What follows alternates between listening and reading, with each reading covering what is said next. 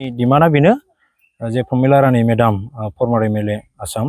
बिथांखौ जों दाहो होनाखै किन्तु स्पेसियली जोंनि बे बियाबाव 3 नम्बर क'क्राझार एसटि बियाबाव जेन' सेवलि बायद'खौ होयो जेरै जोंहाहाय चिफ सारा गोबांथार बेबायदि खामानि मावलांबाय खामानि मोजां मावनायनि थाखायनो बे देरहागासिनो दं किन्तु माखासे खारनाव गिदिर लिडार जानायखाय गिदिर दैदेनगिरि जानायखाय सारखौ जोङो सुबिदा उसुबिदा समाव लोगो मोननो नागिरा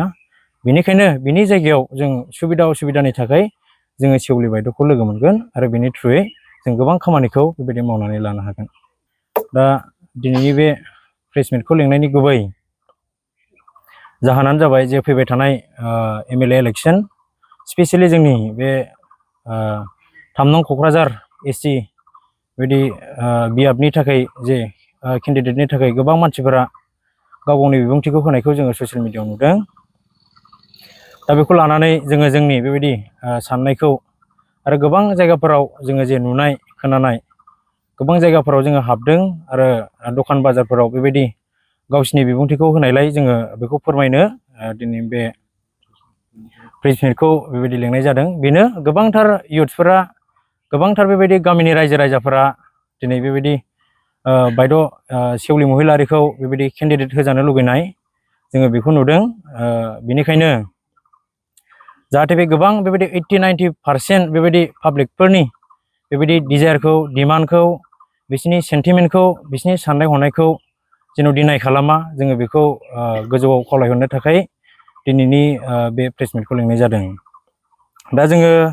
बेखौनो बुंगोन जोंहा प्रमिला रानी बायद' बिथाङाबो गोबां मावलांबाय जोंनियाव गोबां कन्ट्रिबिउसन दं बिनि थाखाय जों रेसपेक्ट खालामो किन्तु एबार फैबाय थानाय जे एमएलए इलेक्शन बे 3 नम्बर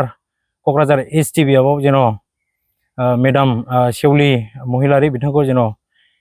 केन्डिडेट हिसाबै फोसावो फैबाय थानाय इलेक्शननि थाखाय जोङो बेखौ गुरैयै जोंनि चिफ सार आरो बेजों लोगोसे स्टेक हल्डार्स अफ द बिपिएफ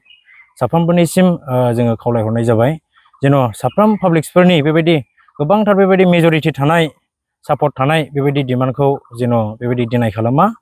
जोङो आरो बेखौबो क्लियारिफाइ होनो सानदों this is not a protest this is a collective request of the peoples and we are not against of anyone just our demand is simple and clear we want progress accountability and strong and energetic leadership for our constituency and we really believe that Seoli madam is the right candidate for upcoming election to our constituency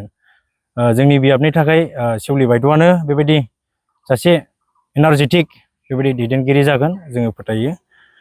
जोंनि बुंनांगौआ बेनो जाहाथे फैबाय थानाय इलेक्शनाव जोंनि रिक्वेस्टआ बेनो